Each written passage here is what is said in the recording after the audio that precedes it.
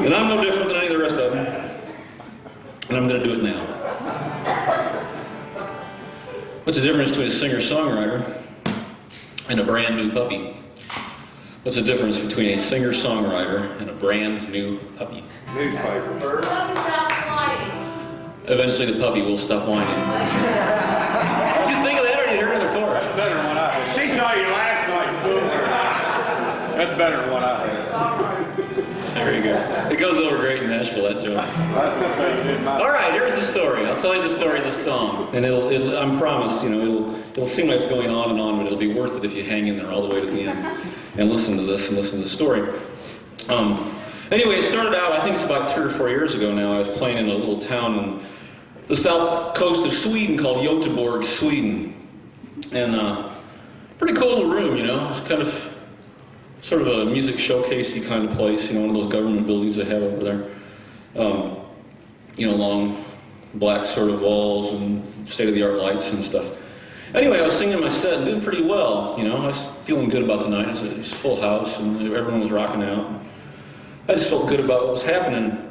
But about halfway through my set, I did a song and I finished it, and I noticed that there was someone sort of in the back of the room and they were sort of making their way through the crowd, and everyone was parting ways like Moses coming through the Red Sea. And this person, I couldn't really see, there were lights in my eyes, but as I got closer I could see, it was a Swedish lady, and a very stunning sort of Swedish woman at that, not in your typical stereotypical blonde hair, beautiful kind of model looking, but more like a California woman's wrestler, kind of look.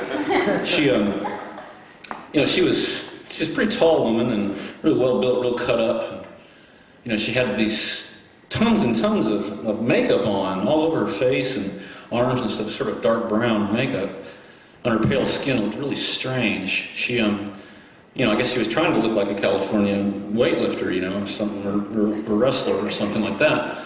But she had failed miserably, really. She looked more like some sort of unholy cross of, Michael Jordan and Boy George, She was frightening looking.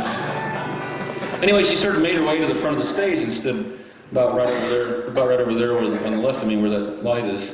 And she yelled out really loud, and it was after a really quiet song. It was a pretty cool moment, trading off between me and the audience. She yelled out really loud, as loud as you could imagine. She goes, "Jason, today it is my birthday! I want you to sing me a Carpenters song!" And I'm like, listen, honey, I'll give everything I've got to an audience, that's for sure, but, I'm not going to sing a Carpenters song. It's just not going to happen. So, just kind of forget about it and get on with things.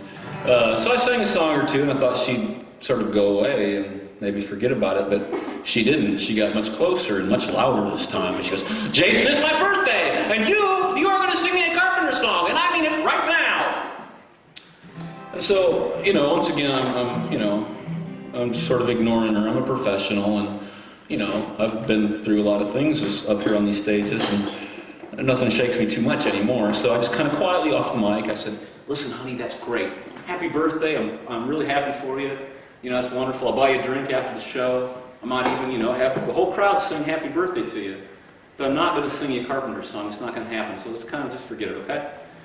And I thought she was going to go along with this. I thought I'd asked really nice. I'd been a really good ambassador to my country, and been really good and well behaved.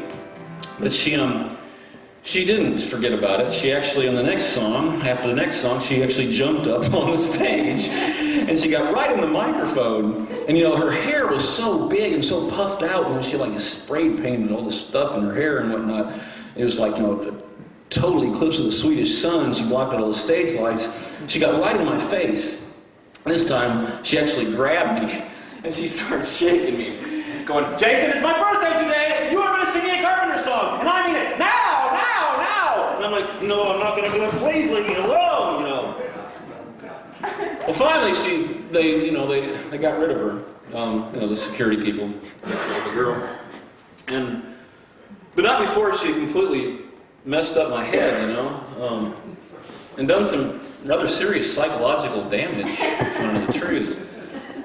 For weeks afterwards, I'd be singing these songs, I'd be in Melbourne, Australia, and I'd say, "Hello, Frankfort! And I was just forget words and things and forget the keys of songs, and I made a complete mess out of my shows because I kept thinking of that woman in Sweden.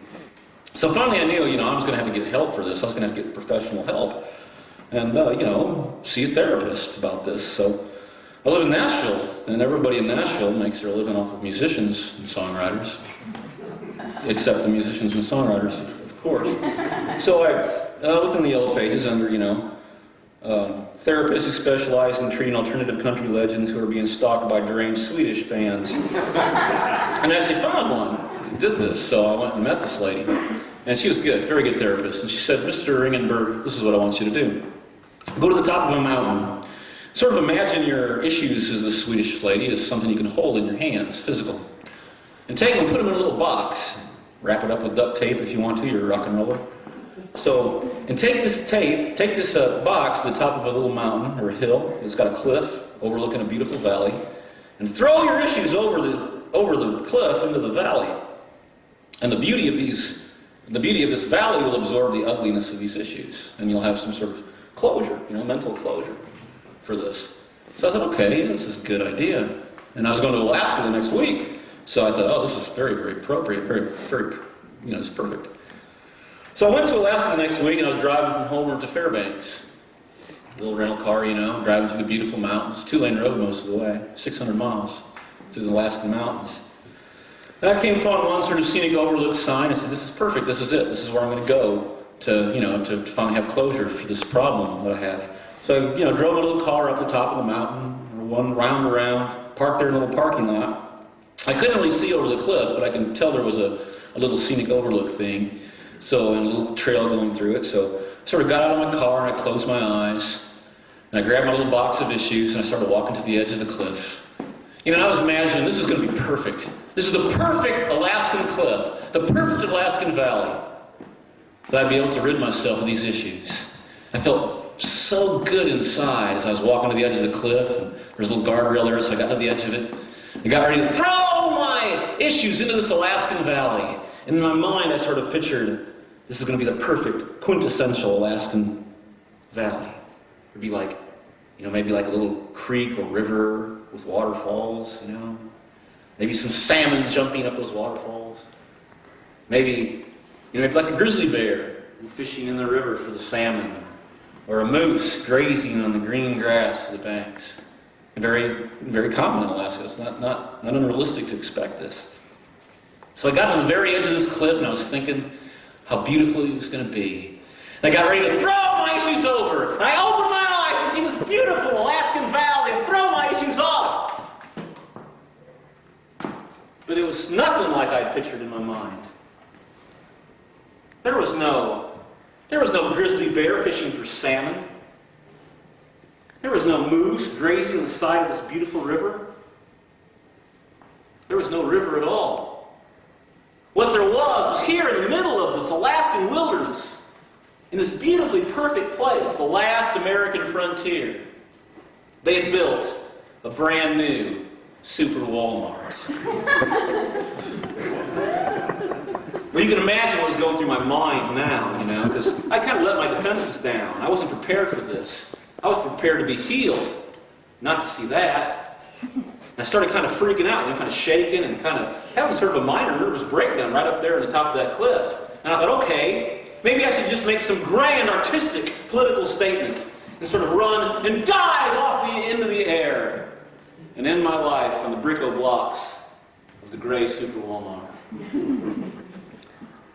But then I thought, no, that's not going to do at all. I'm a singer-songwriter. It's my job to have experiences like this, then to come down off the mountain and to sing these songs to all the good people of the world. So that's what I did. All the way to Frankfort, Kentucky, by God. Now, I couldn't really think of a brand new song right there on the spot. I was under a lot of pressure. So I just sort of rewrote an old song, and I hope that'll be okay. Such a feeling's coming over me. I want to purchase everything I see, and the reason is clear. It's because